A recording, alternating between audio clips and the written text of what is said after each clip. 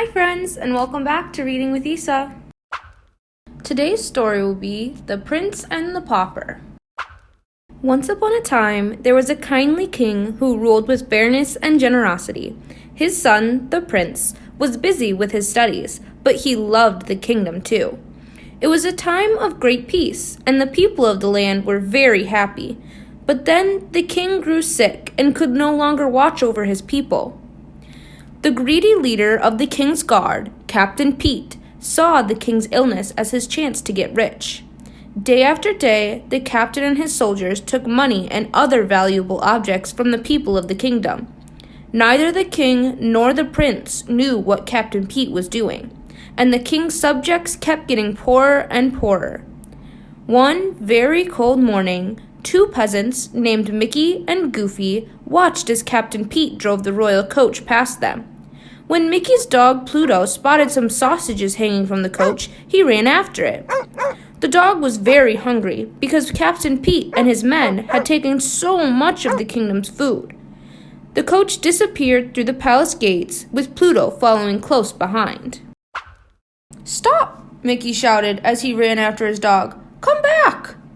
But it was too late. The gates had shut behind Pluto. When Mickey got to the gate, he asked if he could go inside to get his dog. The guard was about to say no when he got a good look at the peasant's face. "Your Majesty," the guard said, gasping. He quickly waved Mickey inside. Mickey didn't care what the guard had called him. He just wanted his dog back. Meanwhile, inside the palace, the prince was sitting through another boring history lesson with Professor Horace. To amuse himself, he took out a pea shooter and aimed it at his valet, Donald. Whack! The prince had landed a shot right on Donald's head. Whack! Another one hit the valet's bottom. Professor Horace was just about to scold the prince when he heard a commotion outside. The prince ran to the window and saw Captain Pete holding up a bag with a peasant trapped inside. It was Mickey. The captain had found him wandering around and captured him. The prince ordered Pete to let the captive out of the bag and send him inside. Pete sent Mickey into the castle, but the young pauper got lost in one of the many halls. Mickey was so busy looking around, he stumbled right into a suit of armor. The suit's helmet fell off and dropped down onto his head. Just then, the prince entered the hall, and another helmet fell down onto his head. Neither the prince nor the pauper could see where they were going. They walked blindly until they crashed into each other. Slowly, they lifted the fronts of their helmets. "You look just like me," they shouted in unison. The prince couldn't believe his luck. This was just the chance he had been waiting for. Now he could leave the boring palace and no one would know. He quickly convinced Mickey to trade places with him.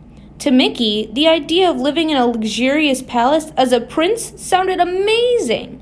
What harm could it do? They swapped clothes and the prince headed for the door.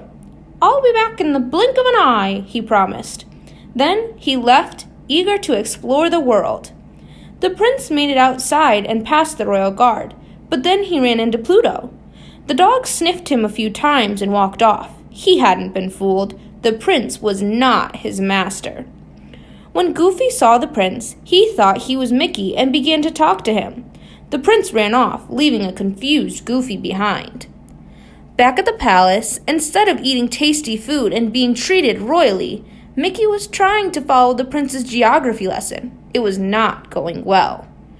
The prince wasn't doing any better outside the castle walls. He tried playing fetch with some dogs, but they chased him over a fence.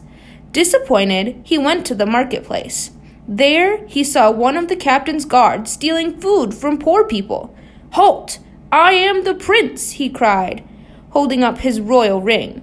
Then he climbed atop the cart and gave the food to the hungry peasants. The peasants were overjoyed. They hadn't eaten in a long while. When the guard saw the prince's ring, he rushed back to tell Pete what had happened. When Captain Pete heard the news, he came up with a plan. He would get rid of the real prince and make the fake one do whatever he demanded. That way, Pete would rule the kingdom. Meanwhile, Goofy had found the prince walking about town and brought him to his house. A while later, the church bells tolled throughout the land. The king had died. The prince told Goofy that he was not his friend Mickey, but the new ruler. He showed Goofy his ring. "I must go to the palace right away," he said. "I will miss my father greatly, but now it is my duty to take over as king."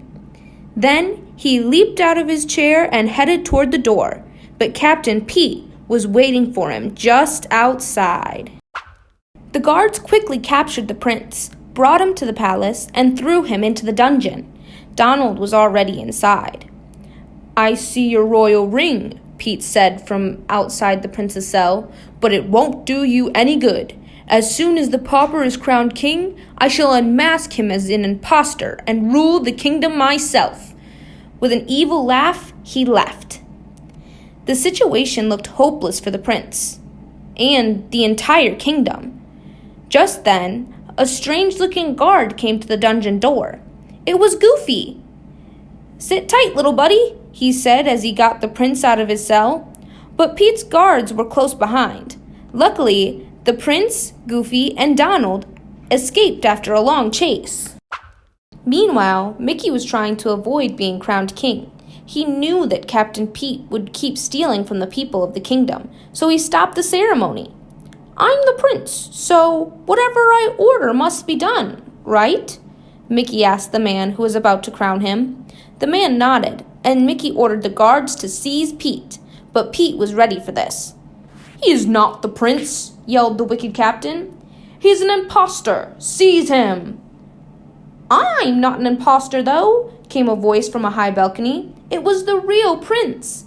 Everyone gasped and looked up in time to see the prince swing down to the ground on a chandelier. Swords slashed and fists flew as Mickey, the prince, and their friends struggled against Pete and the guards. Pluto even took a bite out of Pete's pants. Soon the fight was over. The evil captain was arrested, and the prince was crowned king. The kingdom was once again in kind, caring hands. With Mickey and Goofy by his side, the new king ruled, happily ever after. Thanks for watching. I'll see you next time on Reading with Isa.